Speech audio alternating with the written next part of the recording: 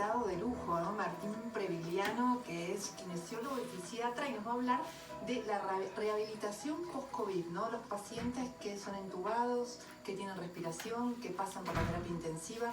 ¿Cómo es lo que pasa después? ¿Qué es lo que pasa después y cómo hay que cuidarlos? ¿De qué manera hacerlo? Bien, buenas tardes. Muchas gracias por la invitación. Gracias. Tenemos mucha expectativa porque realmente el trabajo que están haciendo, nos enteramos y fue por eso que queremos compartirlo con la gente. Fue un cambio muy importante. Ustedes lo saben bien, los grandes cambios en medicina se han dado y se dan gracias a las grandes catástrofes. Nos permiten, lamentablemente, avanzar en grandes cambios. Tenemos las vacunas que acaban de mencionar y tenemos un montón de actividades que antes se hacían pero que estaban medias ocultas dentro de la vorágine de la atención diaria. Pero una parte de esa atención, no mucho más que eso, una parte casi insignificante. Exacto. Vos, Claudio, como médico intensivista, sabés que los pacientes que están mucho tiempo en el respirador, sedados y relajados, terminan con el síndrome de post-terapia intensiva. ¿Cuál es? ¿Cómo es? El síndrome de post-terapia intensiva es una polineuropatía periférica, una debilidad muscular generalizada debido a los cuidados en terapia intensiva, dado por la medicación que se les da, los grandes miorrelajantes y los sedantes. Miorrelajantes para mantenerlo conectado al respirador, ¿no? Sí. Que no compita con el respirador y poder y además que no hacerle el cuidado respiratorio. Cuenta ni sufriendo por lo que está Está totalmente desconectado del mundo. Y mientras más prolongado es el tiempo en la terapia intensiva y en los respiradores con esta sedación, más probabilidad después de tener las dificultades de movimiento, de caminar, y quedan con una... Que por suerte... Y eso se rehabilita, se recupera activamente. Exacto. Antes de contestar a Mariana, contanos dónde estás, por favor, para no perder el hilo. En julio del año pasado me convocó la doctora Cordero, la subsecretaria de Asuntos Hospitalarios del Ministerio de Salud de Ciudad, para armar estas salas de rehabilitación intensiva post-terapia post-COVID. En un primer momento la rehabilitación se piensa como la parte de kinesiología, y la rehabilitación es algo que nos trasciende y que es algo transversal, ¿sí? Entonces en estos equipos tenemos kinesiólogos, fonoaudiólogos, psicólogos, nutricionistas, trabajadores sociales y musicoterapeutas. ¿Cuántos hay? ¿Dónde están? Musicoterapeutas, bien. También. No en todos los hospitales. Empezamos en 4 hospitales, el Fernández, el Argerich, el Álvarez y el Pirovano. Yo coordiné el Fernández, Álvarez y Pirovano, y ahora solo estoy con el Pirovano y el Fernández. Fue una experiencia maravillosa, porque estos pacientes que salen, vuelvo un poquito al síndrome de post-terapia intensiva, con esta debilidad muscular generalizada, también siguen con trastornos neurocognitivos por la gran cantidad de sedantes que se les da. Esta niebla, por ejemplo, la niebla cerebral, que se lo durante bastante tiempo. Y durante la internación en terapia intensiva con el respirador, los pacientes, debido a esta medicación, sufren de delirium. ¿Cómo es? El delirium es, tienen sueños muy vívidos. O sea, yo me imagino, sueño, que me peleo con vos a muerte. Entonces, cuando me despierto y te veo, es algo que estoy peleado con vos y me genera un sentimiento de culpa muy importante. Por eso se armó este equipo transdisciplinario. Y yo hago énfasis en la palabra transdisciplinario, porque en medicina estamos acostumbrados a hablar multidisciplinario, interdisciplinario, transdisciplinario, como si fuesen sinónimos. En el multidisciplinario todos los médicos, todos los profesionales atienden independientemente al paciente por separado, pero no están en contacto entre sí. En el interdisciplinario todos los profesionales atienden al paciente con el mismo objetivo, pero en su tiempo, de acuerdo a su saber y entender. Y en estas salas, principalmente, el trabajo es transdisciplinario. Interconectados, todos. Están permanentemente todos los profesionales en la sala. Eso quiere decir que cualquier trabajo que haga uno le puede servir a cualquiera de los otros. Estamos trabajando conjuntamente. Pueden estar enterados de todo lo que está sucediendo con el paciente. Estamos enterados. ¿Por qué? Está el médico, está la enfermera, está el kinesiólogo, están los turnos de 8 a 20. Entonces hay una permanencia durante el día importantísima, donde va el kinesiólogo, le hace la parte motriz, la parte respiratoria. Si es el paciente con traqueostomía, cuida de la traqueostomía. Conjuntamente con fonoaudiología se trabaja la parte de deglución. Una vez que el paciente está decanulado, hay que enseñarle a tragar, a deglutir, a comer de vuelta.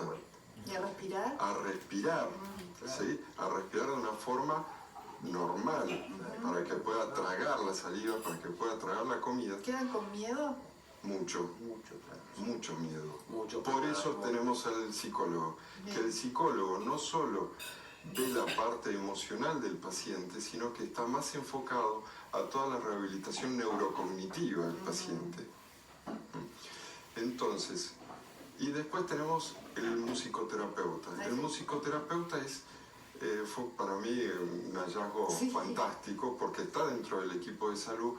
No se le da demasiada importancia al trabajo de rehabilitadores cognitivos per se. Pero es fundamental. Les voy a comentar una anécdota. En el hospital Pirovano tuvimos un chico que fue atropellado por un colectivo, un camión, no me acuerdo bien, y se despertó dentro de la internación, cursó con COVID, viene a la sala y estaba frontalizado. ¿Qué frontalizado quiere decir que no tiene una inhibición de sus conductas. Bien. Que puede decir cualquier cosa y hacer cualquier cosa. Y hacer cualquier cosa. Y no había forma de entrarle para rehabilitarlo. El musicoterapeuta Jonathan se entera que era rapero. Entonces le pone música de rap. Y el chico empieza a seguir el ritmo del rap. Y después se entera que escribía un rap. Entonces le pone el rap que escribió él. Claro. Y ahí empezó, se conectó. ¿En serio? Se conectó. Con eso se conectó. Con eso se conectó, y a través de la música pudimos intervenir todos los actores. Qué bárbaro, qué genial. Además, un adicional que Martín no lo remarca, pero permitímelo hacer desde esta responsabilidad que me da Claudio para, esta oportunidad que me da de decir, tomar el medio de comunicación para decir esto existía en el sector privado, pero no existía en el sector público. Pero Flini con el Instituto de Rehabilitación yo trabajé en Fleni muchos años, 15 años, así que lo conozco. Te digo porque son salas de rehabilitación intensiva en hospitales de agudo. Qué bueno, porque el sector es en el hospital de agudo. Lo que vos mencionas, Fleni en el hospital de agudo, en Montañeses, tiene equipos de kinesiología, de fonoaudiología, pero ven al paciente en agudo. Y después lo traslada al centro de rehabilitación. Es como una creación que nace a partir de la llegada de la pandemia, ¿no? Exactamente. Es un nuevo... Para que ustedes se den una idea, esto no existía. No, para eso. Discúlpame. Recién este año, en febrero y marzo, salieron 2 publicaciones, una francesa y una japonesa, donde hablan de este sistema. O sea, te pregunto entonces, preguntas concretas. ¿Cuánto tiempo demoran en recuperarse? Dependerá de cada paciente, pero hay un promedio. ¿Días, meses, años? Tu experiencia como médico intensivista, los pacientes que salían con este síndrome, ¿cuánto tiempo estaban para poder caminar? Muchísimos meses. Bueno, un mes. Primero habla. Los pacientes salían hechos un flan. Así es. ¿Sí? En promedio, en 17 días se iban de alta a la casa caminando y deglutiendo. No, eso es magia. ¿Sí? Ahora con esto. Ahora, en esta nueva ola, después de todo lo que aprendimos el año pasado, se bajó el promedio de internación, de estadía en las salas de rehabilitación intensiva post-COVID, post-UTI, a entre 9 y 13 días.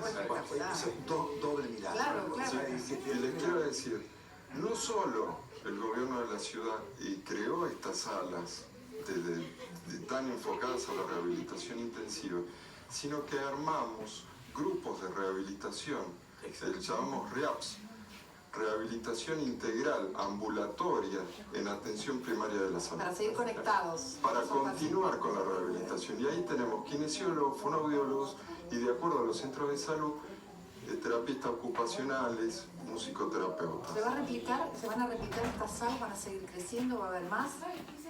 Dependerá de la pandemia. Dependerá de... Por ahora estamos con esto y estamos viendo... Les digo algo de números. En los hospitales, en las salas de rehabilitación intensiva, pasamos los 300 pacientes desde julio del año pasado a este año. Estamos hablando de Ciudad de Buenos Aires. En el Ciudad de país Buenos hay Aires, 7.000. que es lo que yo manejo. Las salas que yo manejo. País hay 7.000, en este momento 200. Pero en las salas de rehabilitación, los pacientes que pasaron. La semana que viene estamos por dar el alta al paciente número 100 en el Hospital Pirovano. Perfecto. En los centros de salud, tenemos dos tipos de centros de salud primaria, los CISAC y los CEMAR. El CISAC es el centro de primer nivel de atención primaria, que están principalmente en los barrios carenciados. Y los CEMAR, que son los centros especializados en medicina de respuesta rápida, donde hay neurólogos, fisiólogos, cardiólogos, infectólogos, laboratorio y todo. Y en estos lugares están estos equipos de rehabilitación. Entonces estamos en el CISAC 21, en el barrio 31, CISAC 28 en el barrio 15 de Villa Lugano, en el CEMAR 2 en la puerta del barrio Zabaleta, en barrio... Está bien, después en Barracas, nos dejas un teléfono. pero ahí... Martín, porque última pregunta y tenemos que terminar con esto. ¿Todos los pacientes que entran en terapia intensiva terminan en rehabilitación o hay algunos que no tienen necesidad de hacerlo? Tratamos que la mayoría de los pacientes pasen por la sala, si no van a clínica. Y una última cosa que te quiero decir. Se está trabajando en colaboración con el Hospital de Clínicas, con todos los hospitales de la ciudad, para una terapia intensiva de desvinculación de los pacientes en respirador y traqueotomía para que pasen a la sala de rehabilitación. Muy bien, muy bien, muy bien. Muy bien. Martín, muy prometedor. La verdad que fue muy interesante. Millones de gracias. No, por favor, gracias a ustedes por permitirme contar todo esto. Es una experiencia maravillosa. Un abrazo a Ignacio, de todo corazón, como siempre. Muchas Muchísimas gracias. gracias. Gracias, Martín.